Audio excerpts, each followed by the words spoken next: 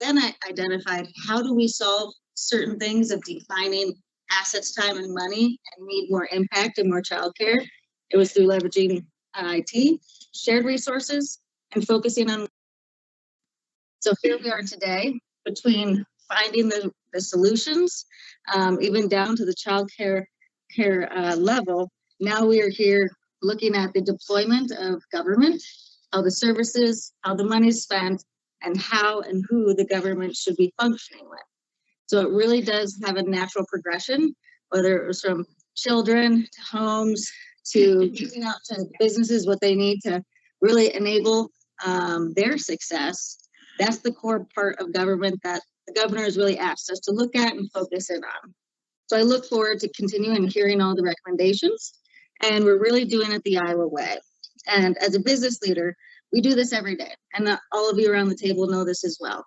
You make strategic decisions by taking in data, hearing people out, looking for what you're missing for, and really what is the right and effective way. And that's where we're hoping to bring the government of Iowa up to that standard, because we fund the government with our taxpayer dollars.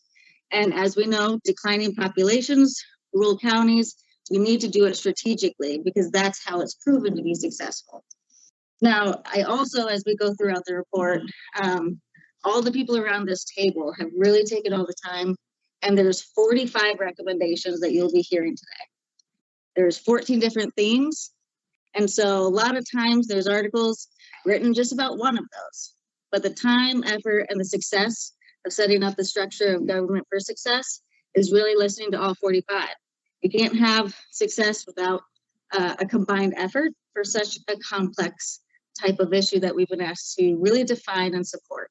So by simplifying it to just do a couple, really takes away the effort of the task that the governor has really put on us and the weight on the shoulders that really all of us have really taken up of saying, yes, we know we can make this better and let's do it the Iowa way.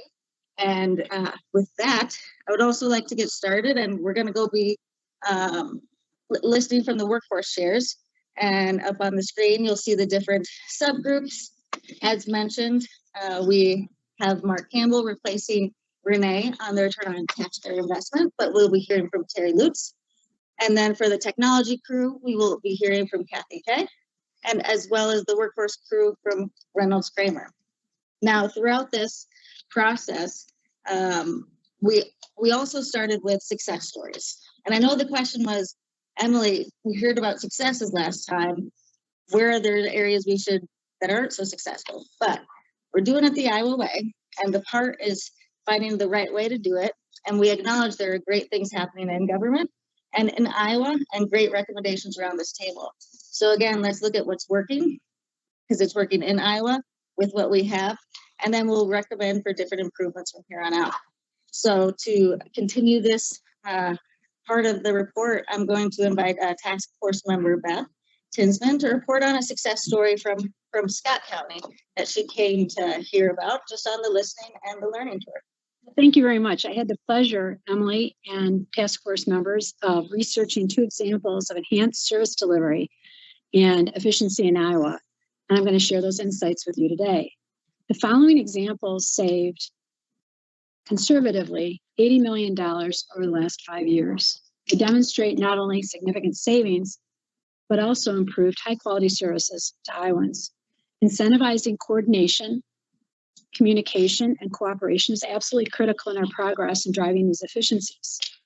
There are 2 excellent model examples. So listen to the differentiators of leveraging volume, using systems thinking of physical, logical, technological, and people in organization of service areas. The first example is emergency service organization in Scott County with technology integration. This effort had the following characteristics: intergovernmental operating agreements, dispatch center PSAPs, or public safety answering points, consolidated in Iowa from 4 to 1 in this county, medical ambulance services co-located, 24/7 improved staff coverage for answering in emergencies, reduced CAD systems from many to 1, reduced radio systems from many to 1, the construction of 11 new radio towers and 1 modern dispatch facility, technical resiliency and failover in this consolidation, interoperability with Iowa State system, the Iowa statewide interoperable communication systems used by law enforcement, fire departments, EMS, and other first responders, and federal grants were used for CAD and radio systems. The streamlining and practice changes, consolidated technologies, it did take an initial conceptual approach and then continuous optimization, which has gone on for more than 10 years. Other counties, cities, and areas we know could consolidate using this approach. Systems thinking encompasses the physical, logical, and technological needs, but also the very human needs in delivering fast emergency services accurately. This was funded by a 50-cent levy on landlines, not cell phones, for 911 services. It specifically continues to save close to $750,000 per year to the city of Bettendorf, population 40,000 alone. Just to mention, our neighbor, Davenport, is 2.5 times the size. You can extrapolate then the savings of these kinds of systems. The next example is even more fun to discuss because it involves something we're all familiar with, refuse, not garbage. We're going to call it a better name. It's a completely self-sustaining model, and the county waste management and city service collaboration for operational efficiencies in Scott County is the model I'm talking about. The Waste Commission is an integrated waste management service. It operates a landfill, curbside recycling facilities. It has electronics recovery and household hazardous material and provides homes and businesses with easy-to-use services supporting responsible waste management. Now, this all operates under one budget, but what's really fun is it's a $16 million 2024 budget that is completely self-sustaining, including all operating expenses and planned capital purchases such as equipment replacement and landfill cell development. This follows a hub and spoke model. I like to think of it as a service area, but it's actually called a comprehensive planning area, which was originally arranged by the Iowa Department of Natural Resources. The Waste Commission is member run, and the board consists of every single city mayor. This system-wide approach to recycle and meet the laws of the state of Iowa, which means each committee does not need to individually manage this. The Waste Commission instead may form public and private partnerships on behalf of its members. It's a cornerstone of its effective operation. This final disposition of waste is a responsibility of the Waste Commission, but cities then can focus on community services, which include pickup and transportation of curbside single stream recycling and waste. So what does that mean? Cities can combine services outside of the Waste Commission, such as Bettendorf and Davenport do. They use the same container system, they use the same refuse pickup vehicles, and this allows for more effective power in buying and system-wide redundancy. It allows for very popular GIS systems, which we really need. GIS is a geographical information system with mapping capabilities. This gives you insight into missed routes, pickups for snow. Okay, I hadn't mentioned snow, but it's the same kind of system, and you can see that too. And then the use of automated sidearm trucks allows for a single driver operation. We used zero interest loans and governmental grants. It improved recently attendance, payroll, financial management, and software consolidation. The city-based actions with this routing and quality and coverage for refuse pickup means that at 3 a.m. when a driver's tired and it's snowing and it's dark and they're driving a big vehicle, that the operator at the other end can see where they've missed it. I want to highlight here that these are city savings that aren't even included in this $80 million number. And it's not a Waste Commission savings, it's a city savings. In this example, Bettendorf and Davenport even invoice in the same way. So the comprehensive planning areas originated by DNR are concepted a little bit differently than districts. And service areas can compete outside their area radius competitively.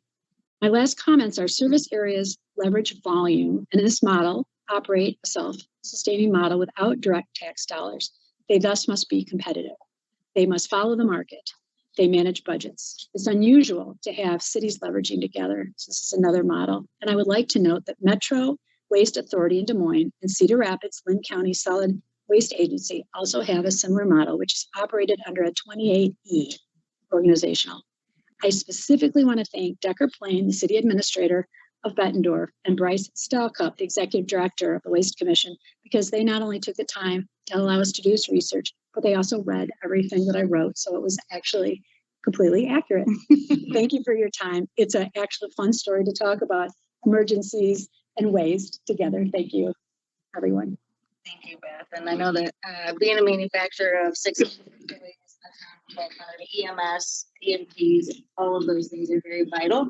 And being in a state with so many rural counties and population, that's very important for the ongoing of the safety and just islands in general. And thank you for taking the governor's task of finding waste literally as well as reducing. Yes, they're very exciting. And it did take, 10, 15 years they continue to optimize. So there's even more savings.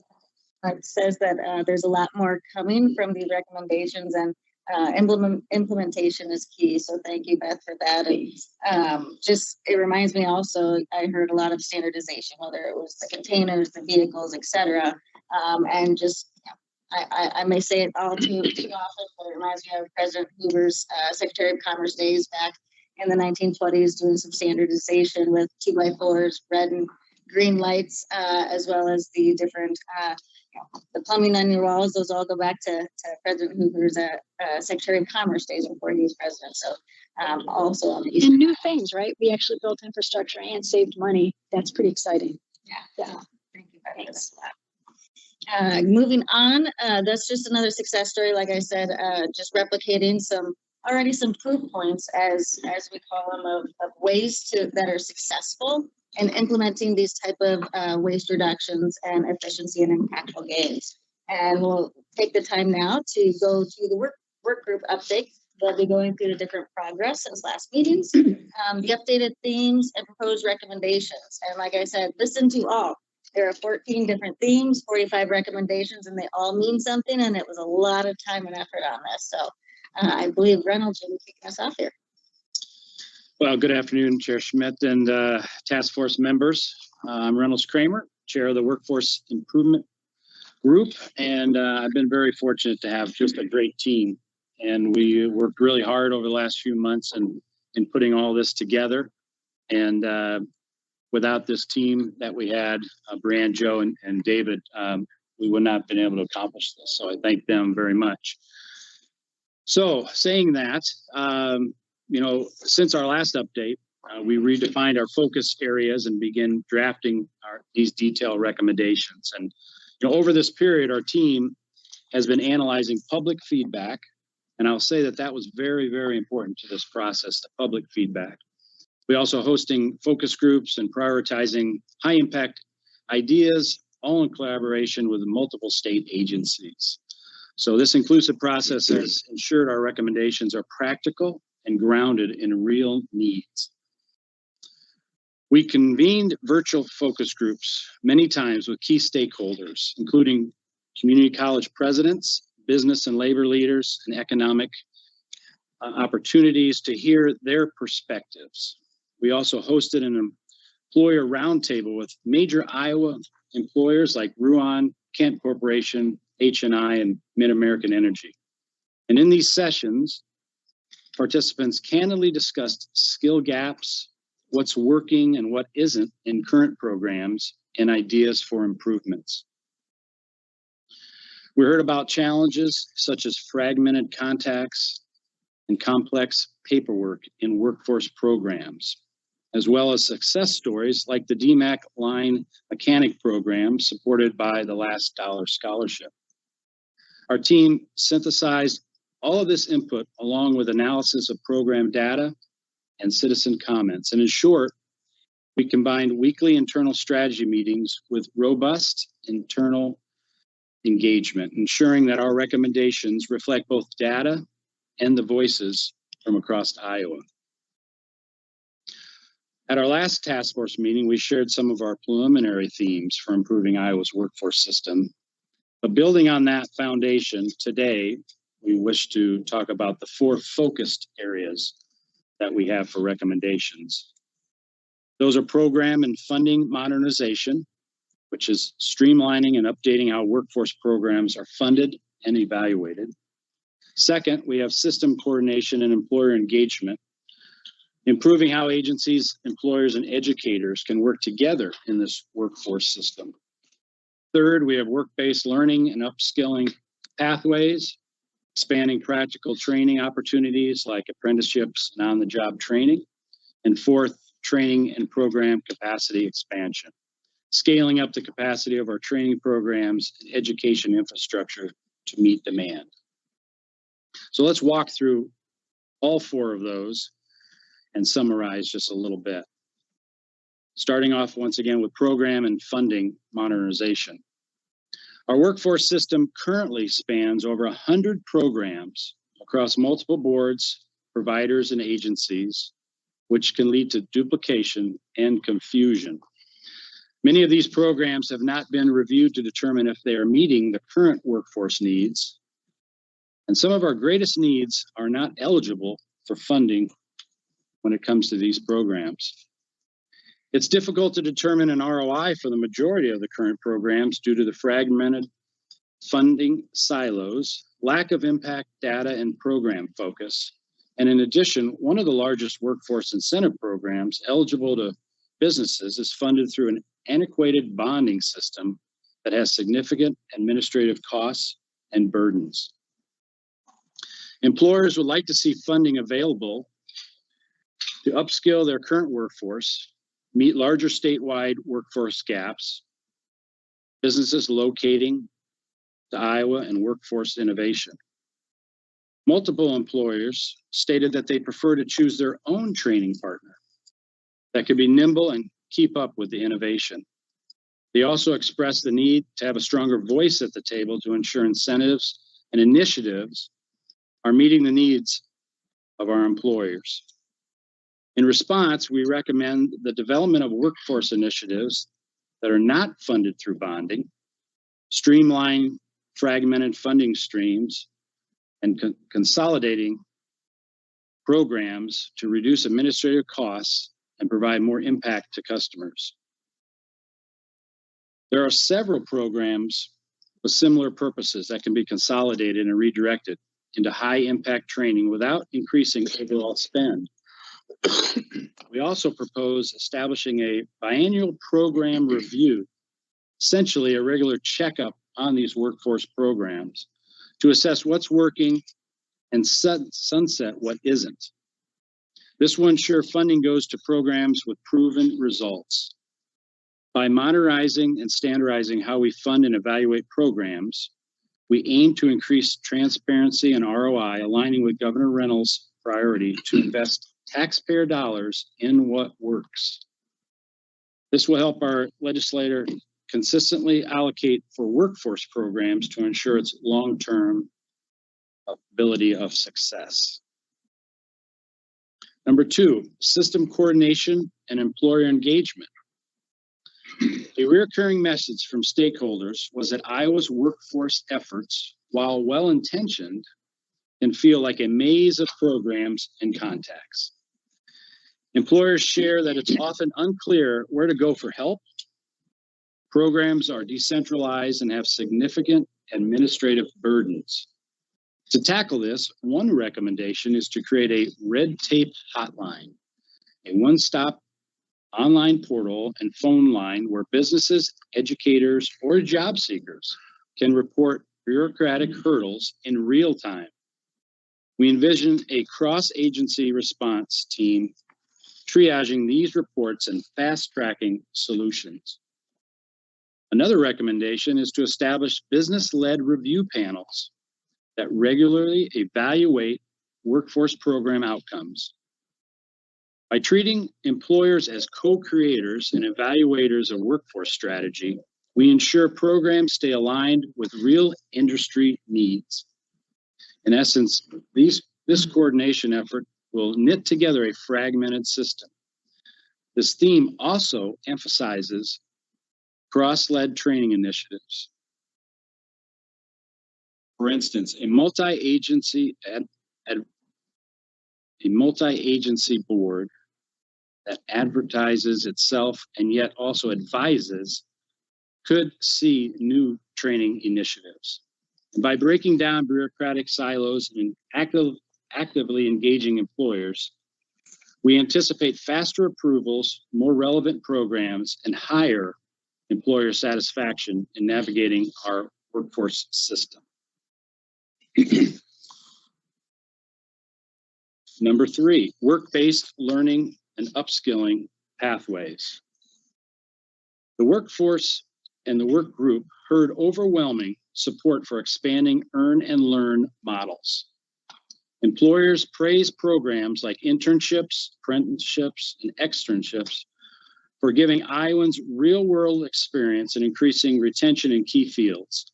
For example, work-based learning partnerships were credited with helping students and career changes test drive careers before committing, which benefits long-term retention. We recommend an expansion of apprenticeships, internships, and pre-apprenticeship programs in partnership with businesses and community colleges. Iowa is already a leader in some of these areas. We heard from community colleges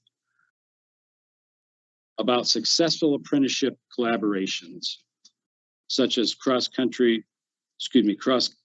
programs highlighted by Kirkwood Community College. By scaling these models, we can address skill gaps in trade and technical fields that employers told us are in high demand, like CDL drivers, electricians, and maintenance technicians. Another aspect of supporting employer-led upskilling is incentivizing companies to invest in training their current workers with support from state programs. Currently, many public training dollars focus only on new hires or employed individuals. We want to broaden eligibility so businesses can more easily upskill their existing workforce. The impact of these recommendations will be more adaptable and applicable to the workforce pipeline. We expect to see more Iowans earning industry-recognized credentials through apprenticeships and short-term programs which directly feed our local economies. A success story that guides us here comes from Northwest Iowa Community College, which braided funding from state foundation and employers built a new industrial maintenance training lab. This lab now boasts a 96% pass rate on CDL exams, with over 300 CDL licenses earned annually and graduates earning a median wage of $52,800. It's a great example of how strategic investment in applied learning pays off. We want to replicate success like this statewide. And fourth, our training and program capacity expansion. Even the best programs won't achieve impact if we don't have significant capacity to deliver them. Iowa faces constraints in certain areas, from a lack of enough skilled instructors to facilities that can't accommodate growing demand in high-tech training. Our work group recommends steps to scale up capacity so we can meet Iowa's workforce needs over the long term. This includes supporting hybrid learning models and short-term credentials at scale, which can make training more accessible to working adults or those in rural areas in Iowa. We also call for investing in training infrastructure. For instance, modern equipment and expanded lab facilities, especially in high demand fields like advanced manufacturing, healthcare, and IT. Finally, we must address the instructor shortage by credentialing and incentivizing more instructors for high demand programs. Many industry professionals might be willing to teach part-time or after retiring, and we should facilitate that through fast-track credentialing or different types of programs. By expanding who can teach and train and how that training is delivered, be it in-person, hybrid, short courses, etc., we can dramatically boost the number of Iowans who can upskill each year. The anticipated impact is greater And it has local capacity to fill critical jobs, whether that's more in nursing, more in CDL training, coding boot camps, or just leading to a stronger homegrown workforce for Iowa's economy. Lastly, I just want to talk a little bit about our alignment with the other work groups. Because as you can imagine, as we sat around, we felt we were siloed a little bit too. And yet when we got a chance to talk with Kathy and Terry, we realized that we all had some similarities. I want to highlight that our workforce group's efforts are not happening in isolation. We have been coordinating, like I mentioned. A clear example is the red tape hotline I mentioned before. The idea aligns with technology work groups push to streamline government processes and improve the citizen and business experience. In fact, the technology work group is exploring streamlined digital services and a one-stop portal for government, which dovetails with our goal of making the workforce system easier to navigate. We envision possibly leveraging a common technology platform for the hotline, benefiting from the tech group's guidance on user-friendly design. Likewise, our recommendation to regularly review and consolidate programs for ROI mirrors the ROI work group's overarching mission of maximizing taxpayer return. By both groups advocating for a culture of continuous improvement and accountability, our idea of a business-led program review panel aligns with the ROI work group's emphasis on performance-based management in education and government programs. We also coordinated on areas where our topics intersect. The technology work group is looking at upskilling the state government workforce with digital skills, which connects with our focus on workers in general. By sharing information, we ensured we weren't duplicating efforts. Overall, there's a strong synergy of all three work groups that stress efficiency, innovation, and collaboration. We're all working toward Governor Reynolds' vision of a more efficient government that delivers better results for Iowans, whether through tech, modernization, workforce development, or budgetary return on investment. In closing, I'd like to emphasize that these recommendations for workforce improvement are forward-thinking and action-oriented. They reflect countless hours of cross-agency teamwork, community engagement, and honest dialogue about what will make Iowa's workforce programs not just good, but truly great. By focusing on efficiency, local impact, transparency, innovation, and of course, return on investment, we believe these ideas will help more Iowans develop in-demand skills while ensuring taxpayer dollars are used wisely. Our work group appreciates the support of the task force and the governor in this endeavor. We see this as a pivotal opportunity to modernize our workforce system so it's simpler for citizens, more strategic in investments, and more responsive to employers. I thank you for your attention and partnership, and I'm happy to take any questions or discuss any of these recommendations and how we will implement them. And I would finalize my statement by saying that we believe this is truly for the state of Iowa. It does not matter who is in the governor's seat, who controls what area at the State House. It matters about the dollars spent when it comes to workforce, keeping kids who graduate in Iowa to stay in Iowa, to get jobs, to move on for further education and live their life here, and all together create a better economic situation. Thank you. Thank you. Well, as you heard, lots of research and delving in with your group. So thank you, Brian. Being small and we couldn't make it today, but I know there's lots of different focus groups on different programs, and what you just described really just touched upon so many of the ways to be efficient. You touched on the different modularity of programs, so we don't keep stacking programs on top of programs, and also just the different review process. So when you talk about moving our future generations through college, then to workforce, and then into jobs, like you said, we need to keep our students here in Iowa.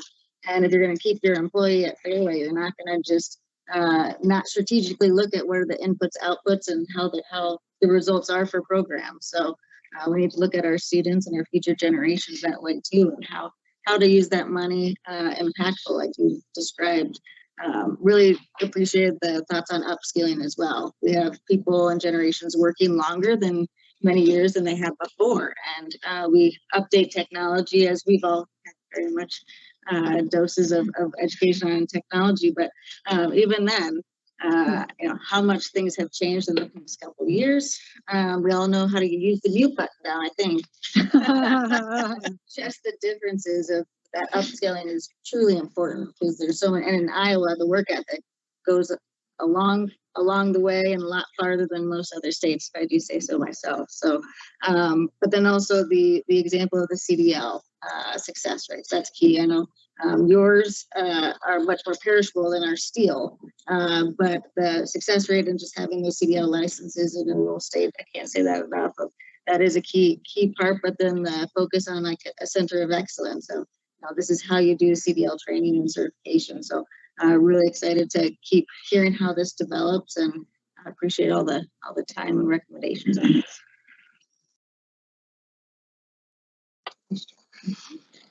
Well, moving forward, we'll go to Task Force Member Kathy Kay for the technology. Thank you. Good afternoon, Task Force colleagues. I'm Kathy Kay, Chair of the Technology Work Group. I'm excited to update you on our progress. Since our last meeting, the Technology Work Group has been hard at work translating big ideas into actionable recommendations, and have convened weekly 7 a.m. meetings, coffee in hand, of course, to iterate on our proposals. In addition, we held a full day, or almost full day, in-person workshop on July 16th to do a deep dive on all of our draft recommendations. Felt like a full day. Like that for me, Emily. Throughout this process, we've coordinated closely with the other work groups and stakeholders. For example, we ran a survey of state government agencies to gather input on their technical needs and pain points. We've also analyzed citizen feedback from the public portal regarding digital services and drawn on expertise from the state IT staff. In short, our progress since the last meeting has been consolidating our focus areas, fleshing out detailed proposals, and ensuring alignment with the overall efficiency goal of the task force. I want to note that we took to heart the charge from Governor Reynolds to leverage technology to make government more efficient and accessible. And that vision has been our North Star throughout this process. Let me briefly outline how we conducted our work. We began by identifying a broad list of potential focus areas. Initially, we had 8 themes at the last time we met, covering everything from cybersecurity to user experience.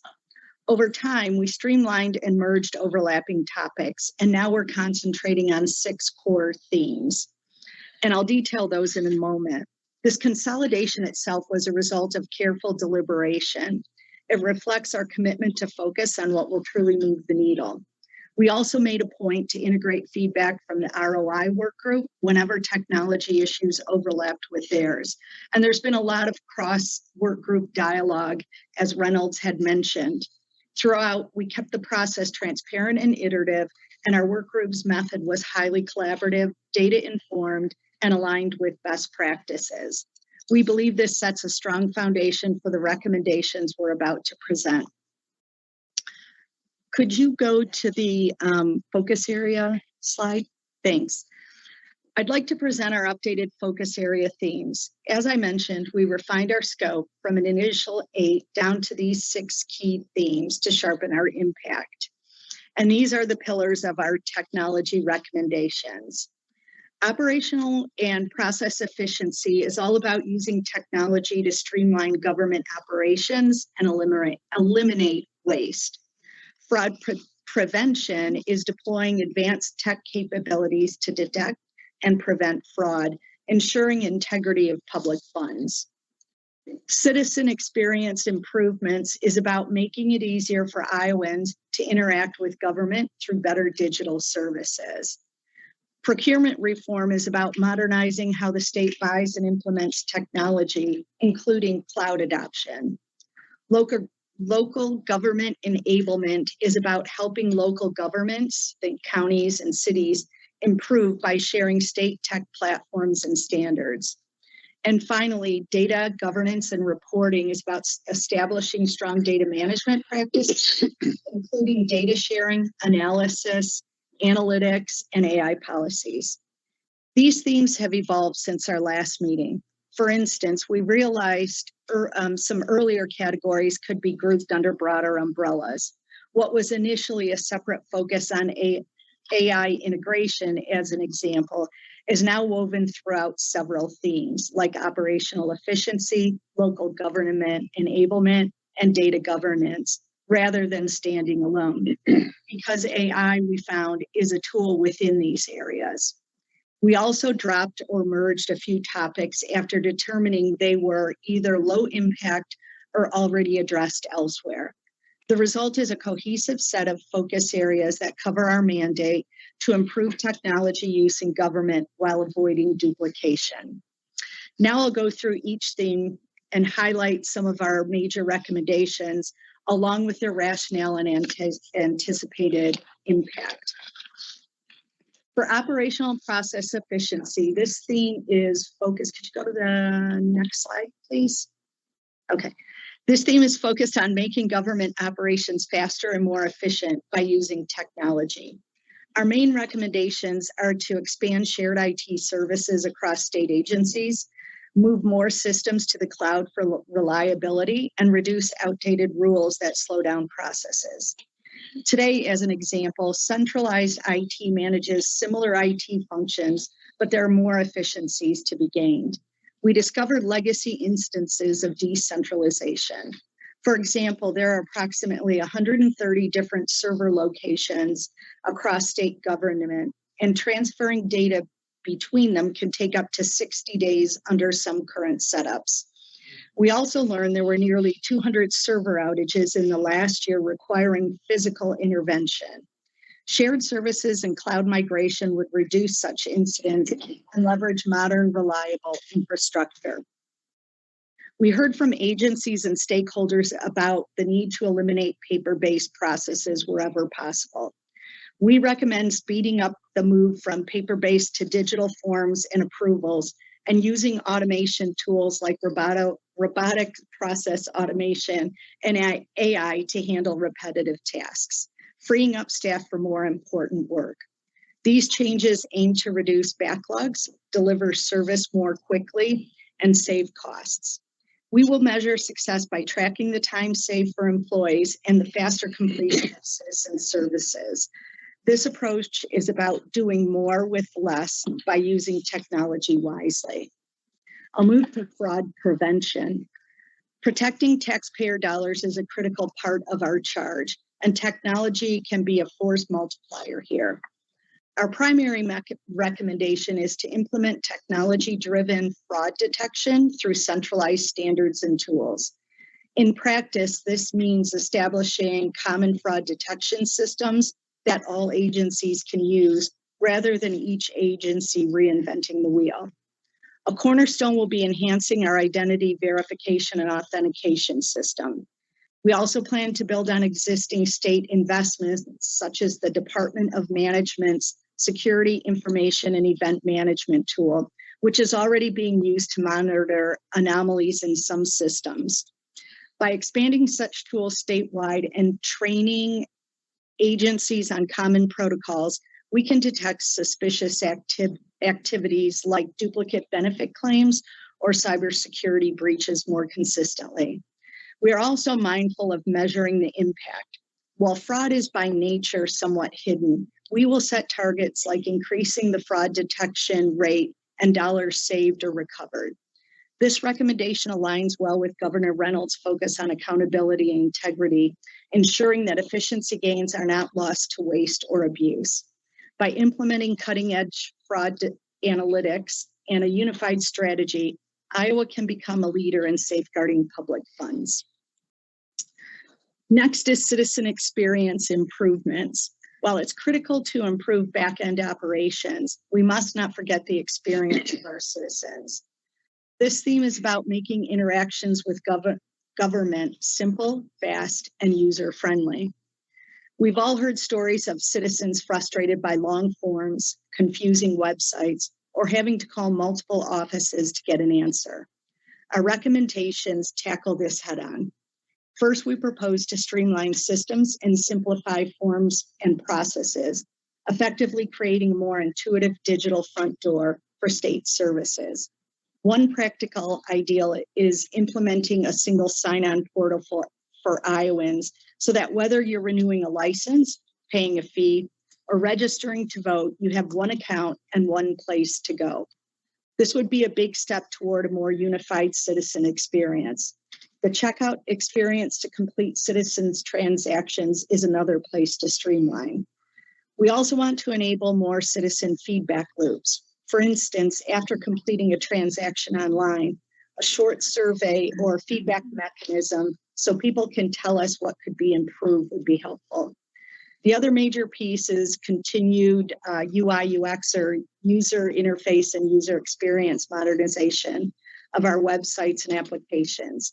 The state recently modernized websites, and we can extend that progress through ongoing improvements. Small improvements like clearer language on forms or mobile-friendly design can make a huge difference in usability. We'll be looking at various metrics to gauge success. Fewer calls and office visits, higher online completion rates, and improved citizen satisfaction scores. Ultimately, improved citizen experience isn't just about convenience, it's about trust in our government. When people find it easy to access service and information, it builds confidence that their government is competent and responsive. And that's a forward-looking outcome we very much want to achieve. I'll move to procurement reform. And this is about helping Iowans adopt new technology more quickly in recommending streamlining how the state buys technology. First, create a specialized team or process for technology purchases so agencies can share contracts and avoid buying the same thing twice. Centralization will also help ensure that any products meet security and quality standards. Second, establish a cloud-first policy. Cloud services are often faster and more cost-effective, but current rules slow things down. And this is not to say everything goes to the cloud indiscriminately, but we should have a clear statewide strategy so agencies can move in that direction with confidence and vendor support. By updating procurement policies and training staff about cloud options, agencies can use modern solutions sooner. These changes will lead to quicker access to new technology, cost savings, and more up-to-date services for Iowans. Local government enablement is our next theme, and our focus here is to help counties and cities benefit from better technology. We recommend offering state-managed IT systems and resources that local governments can use, making it easier and more cost-effective for them. By settling statewide standards for data and technology, local agencies will be able to share information and services more smoothly. Our work group interactions with the ROI work group were important here. The ROI team is looking at shared services in local government to reduce duplication. From the tech side, our recommendations are a natural complement. If counties share services, they will need shared software platforms and common IT standards. These steps, developed in coordination with the ROI work group, aim to reduce duplication and ensure that all Iowans, no matter where they live, have access to efficient government services. Finally, our last theme is data governance and reporting. Our main goal here is to treat data as a valuable resource for Iowa. Right now, data is managed in a fragmented way. We recommend creating a statewide system for managing data and setting clear rules for how data and technologies like AI are used. This will make it easier to share data between agencies and use analytics and AI to improve results. Better data management helps us make smarter decisions, increases transparency, and makes reporting easier and more efficient for staff. Part of this theme is also modernizing data retention policies. Some agencies hold on to records far longer than needed or in formats that are hard to use due to outdated rules. We also suggest reviewing these policies to save money and keep only the information that's needed. For AI, we recommend setting fair and standards for use in government. Success will be measured by how many agencies share data, how often transparency tools are used, and the quality of public reporting. Overall, these steps will create a strong digital foundation for Iowa's government, supporting efficiency and accountability. This is directly supportive of the task force goal of maximizing return on investment. If we manage our data well, we can measure our results well, and that means we can govern well. We plan to measure progress here by the establishment of governance structures, number of cross-agency data sets integrated, and usage of our transparency portals, among other metrics. Throughout our work, the technology work group has coordinated closely with the other work groups to make sure our recommendations support one another. For example, we worked with the ROI work group on topics like education technology and local government efficiency. We agreed that education tech projects would be handled by ROI, while we focus on government-wide improvements like cloud strategy and IT systems. For local government, ROI is exploring shared services, and our tech recommendations provide the digital tools needed for those efforts. We've also worked with the workforce work group on digital skills and training, making sure any technology changes come with the right training for state employees. Overall, all work groups are committed to the same goals: increasing efficiency, innovation, and transparency in government. By staying connected and sharing ideas, our recommendations are better aligned and stronger together. In closing, the technology work group's recommendations are about positioning Iowa's government for the future. They're forward-looking, yes, but also very practical. We focused on achievable steps that will make a difference in day-to-day operations and citizens' lives. By embracing innovation from AI to cloud to data and analytics, and by breaking down silos between agencies and between state and local governments, we can dramatically improve how government works. Importantly, these tech improvements are a means to an end. That end is greater efficiency, cost savings, better service delivery, and higher trust from our constituents. This aligns tightly with Governor Reynolds' priorities of driving efficiency and innovation while being transparent and accountable with taxpayer resources. Our team is optimistic with strong leadership and support. These recommendations can be implemented to generate quick wins like faster processes, as well as long-term transformation like a culture of data-driven decision-making. Thank you for your attention and support. I want to also thank the members of the Technology Work Group for their dedication and the collaboration from the other work groups. I look forward to any questions or discussion on how we can collectively make these technology visions a reality for Iowa. Thank you. Thank you very much, Kathy.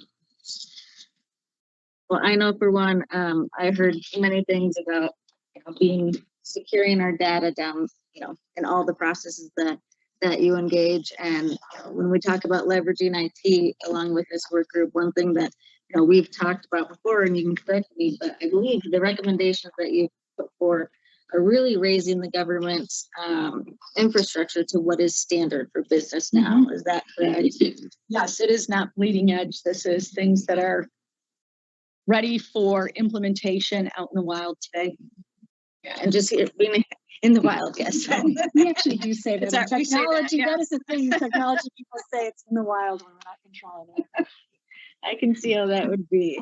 And you guys are always great. The recommendations to really making it secure and cyber fraud. I mean, that is something that we should be investing in money and to make sure that everything that we're collecting, because like you said, there's so many collections of data out there that are being stored in many different places. I was shocked when you had even said earlier the 130 different locations, the 200 physical breaches that they actually had to approach with physical solutions to. Not breaches, just incidents that they had to go, and physically touch, which is not something you want to do anymore. Right. Thank you for that clarification. Yep. And the single sign-on sounds so wonderful.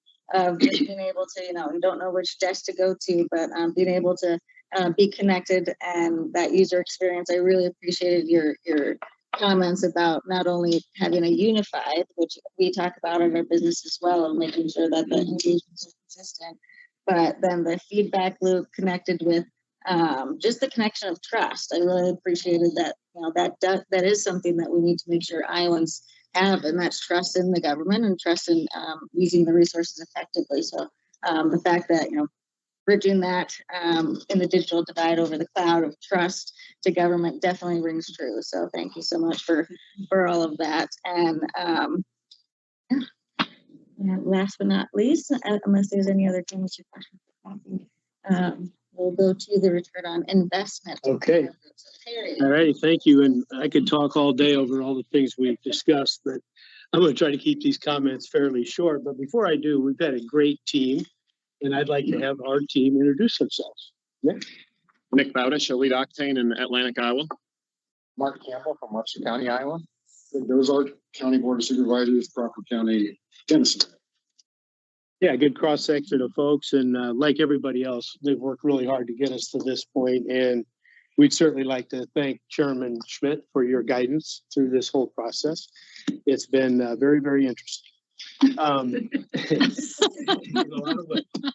And also, we had a lot of stakeholders reach out to us with their thoughts, and I want to thank those people that did that, along with all the public comments that we saw on the website that were posted. I think there were 3,000 or over 3,000, something like that. We're really lucky to have that many people interested in helping create a more efficient government for our state. So that's pretty encouraging. Our team gathered best practices and statistics from other states to see how Iowa stacks up in certain areas. And in building on the governor's vision of thinking differently on how our government can be more efficiently and effectively run and deliver services, we really focused our efforts on 4 key themes or key areas: education, sharing government services, government employee compensation benefits and career advancement, and government asset sharing on infrastructure investments. Our recommendations, like the other teams, really align well with both groups, but particularly the technology work group. The things you guys have talked about are going to be critical to implement some of the recommendations that we're talking about. Using emerging technologies, we believe we can reform how the government is operated here in the state. So I'll just highlight a few of our recommendations. Otherwise, we'll be here till after dark. So you can read the rest of them in the report when it comes out. But first, starting with education. Iowa's education spending has reached over $18,000 per student, which is higher than the national median. And while we have increased the spending, we have slipped in national rankings to 24th in math, 26th in reading, and 28th in science. We do not stack up well here. The current education funding model is not working. As one of our largest statewide expenditures, we are not getting acceptable returns on our educational investment. Our current system rewards teachers and administrators for their length of service or the duties they take on, with no ties to student achievements. This system does not reward excellence in education. It's important to note we are not suggesting cutting costs. We are focused on spending that rewards what matters: higher student achievements. We're recommending a pay-for-performance system in K-12 education, tying teacher and administrative compensation incentives to student outcomes. Along with this, we are recommending developing simple dashboards with metrics comparing important student achievements to dollars that are spent. These dashboards would be reviewed periodically to track progress and build accountability into the entire educational system, rewarding those who are making an impact. A quote from an old business sage friend of mine, which I love, says, "If you keep the score and know the score will improve." So we need to get Iowa back on track with our education system, ranked back in the top 10 nationally, and reward those folks that help us get there.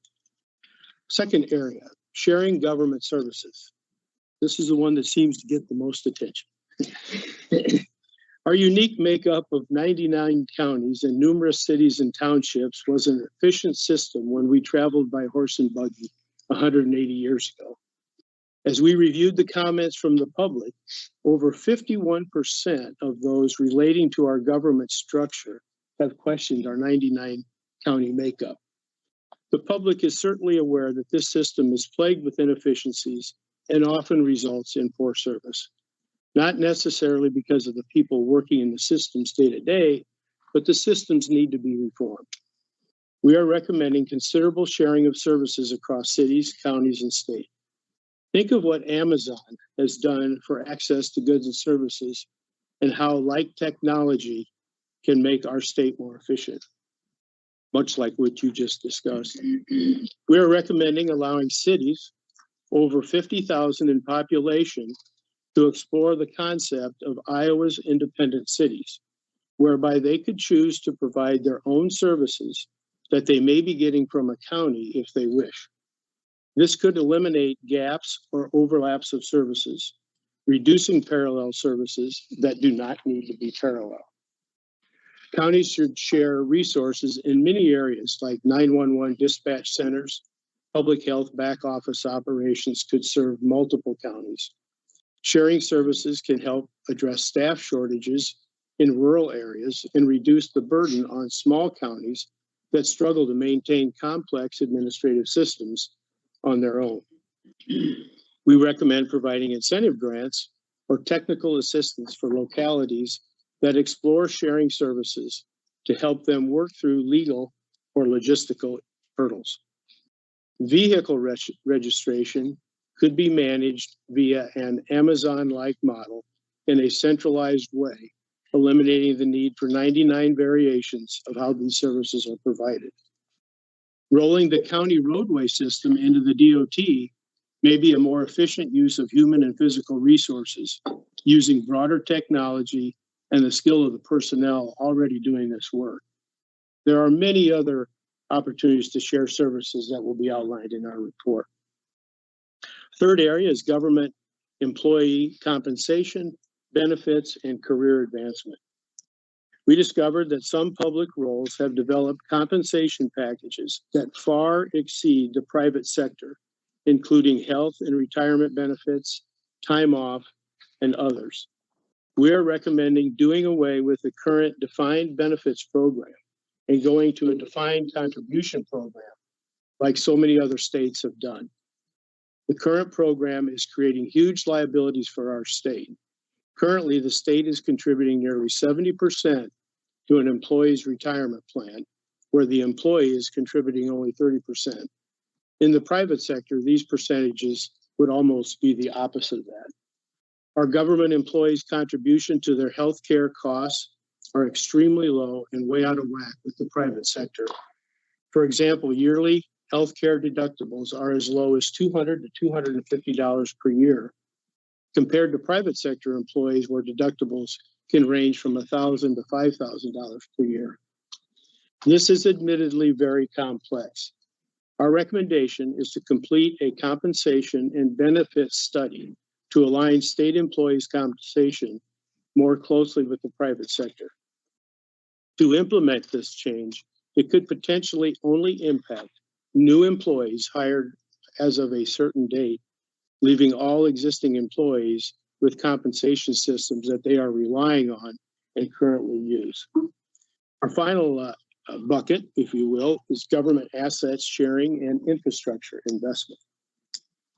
We reviewed several state-owned assets and are recommending establishing clear criteria for disposing of or repurposing underused facilities. A great example of this is the Wallace Building in Des Moines, which was facing an $85 million deferred compensation or deferred maintenance cost.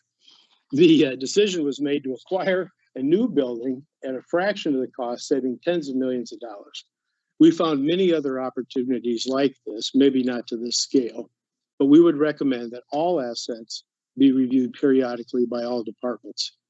We're suggesting reforms to also speed up the permitting process within IDNR that promotes government accountability that would put capital projects under construction much sooner saving millions of dollars of inflation costs. Also, initially, when planning large capital water and wastewater projects, we are recommending putting IDNR and IFA in the same room, providing technical and financing input before a project is fully developed. This would not only speed up the planning process, but could also encourage local governments to first consider sharing their facilities with neighboring communities, taking away the turf protection attitude that comes often with local leaders not trusting their neighbors. There are several examples where 3 to 5 cities could have combined their facilities into one at much lower capital and ongoing operation and maintenance costs, but chose to go alone because they did not want to give up local control. Unfortunately, these decisions are often made at significant duplication of costs and without the knowledge of the ratepayers. The culture of local and state government must move in the direction of breaking down silos and emphasizing collaboration if this is going to be successful. And in closing, by emphasizing things like measured performance-based funding for education, collaborative models for sharing services between governmental entities, market-aligned practices in government employee and compensation, and smart management of our public assets, we are in line with Governor Reynolds' vision and the principles she's articulated by saying, we deserve a government that is as efficient as any well-run business, that harnesses innovation, and that always remembers that every dollar comes from the taxpayer and it should deliver value. Since Governor Reynolds will not be running again, we hope in her last year she advances these ideas. Our work group hopes our efforts are not wasted. We challenge our state's leaders and the next administration to take our recommendations seriously. Our group is honored to have been part of this government efficiency task force, and to echo Reynolds' comments, we must all work together for a stronger Iowa future. Thank you. Looking around, I know there's lots of tired eyes from all the screens that we've been looking at and papers that we've been reading, but all of the research and the discussions really just have gone into a natural progression, and mentioned in the opening, and the fact that we had, started with GRAB, and then we're looking at childcare, that then looked at different success stories of how to do things effectively and impactfully. And Terry, listening to you guys definitely followed where the dollar went and how it's spent, and from the taxpayer to a deployment of the different services, and just starting where the largest costs are with education, and really dovetailing into Reynolds' report regarding, our future generations, and we need to then equip them. So whether it's the training that they need, the education they are getting, the impact of the dollars invested in the education, and how it's delivered in this technological world is really important. So all of these recommendations really go in some ecosystem together. And that's also, as all of you reflected, we challenged to say, okay, looking at the other recommendations, how do they really connect with the Iowa? It all is about connections and relationships, and you hear that in the different reports. And Terry, like you said, just working together on this is the only way to go forward. And we have declining assets of time and money. Populations aren't always growing in Iowa either. So this is something that's very impactful to discuss and really get some solutions out there. And that's what I heard today. And that's what everybody around this table is here for and committed to. And we really are lucky to be in Iowa. We have a strong foundation. We have a great economy, great businesses, and people coming together for the greater good. And, Reynolds, I think you started off right away talking about self-sustaining. How can we keep it evolving and implementing different reviews and effectiveness? And Terry, you touched on that as well. And it relates also to the bad data in is bad data out. That is definitely the free space on the bingo card for the technology group. But all of this goes in together of an ecosystem working together. And the only silos I like are the ones that hold grain. And we really need to connect with each other to really just make this a success. And whether it's the hub and spoke that was discussed, like the different leveraging the different EMS and the waste standardizations, the upskilling, because we have lots of workers that are continuing to work in their, which is also deployment of technology has really been helping. And really looking at the different connections and discussions that should be happening. I've heard it from multiple that we should be talking together and not just heads down doing our job, because Iowa, that's what we do. We get our job done. Sometimes we forget to tell the story, but always come together. And for this group, I think for the next, I guess the next meeting will be just in 4 or 5 short weeks, but the recommendation that you've really proposed will be working out, detailing those. And now it's also to take up the battle of, Governor Reynolds has said, treat it like a business. And one thing that we need to do, and one thing that was reflected in the recommendations and reports, were really, how do we know when we're a success? How do we know the programs are successful and impactful and effective? Looking at the red tape hotline of, is it effective for getting our businesses trained, as well as keeping up with technology? And hopefully these recommendations just get us up to standards of business, but then also evolve and sustain and keep us evolving as technology grows, because the world is not going slower. Technology is not growing slower. I also got to learn that IEDA has a AI chatbot called Goldie, which I assume is off the Goldfinch state bird. And Department of Revenue as well has the Colonel, and spelled in the right ag way, looking out for taxpayer questions. So seeing those different examples are really inspiring, and hearing all the reports and the recommendations really coming together is something that the governor has asked you all to do and come to the table. And as we close here, just anybody that's telling someone else about what you heard here today, whether it's an article written or a conversation tomorrow, just know that this is all done with a lot of research, a lot of data driven, a lot of strategy.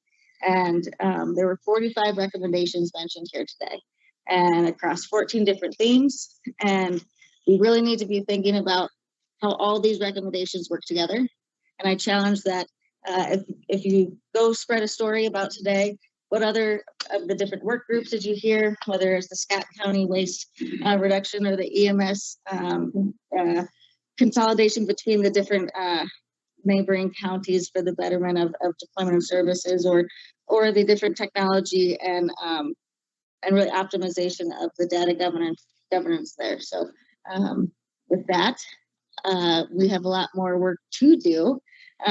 Don't worry, it's on the horizon. They're the lights at the end of the tunnel for us right here. And I think a lot of the work has been done. So look forward to continuing the conversations, getting those KPIs for Governor Reynolds to really take a recommendation from this group, and look at how we can keep evolving with the changing times, because it's not getting any more certain out there. It's a lot of uncertainty, and got to band together to work together to get that effective and impactful dollars spent.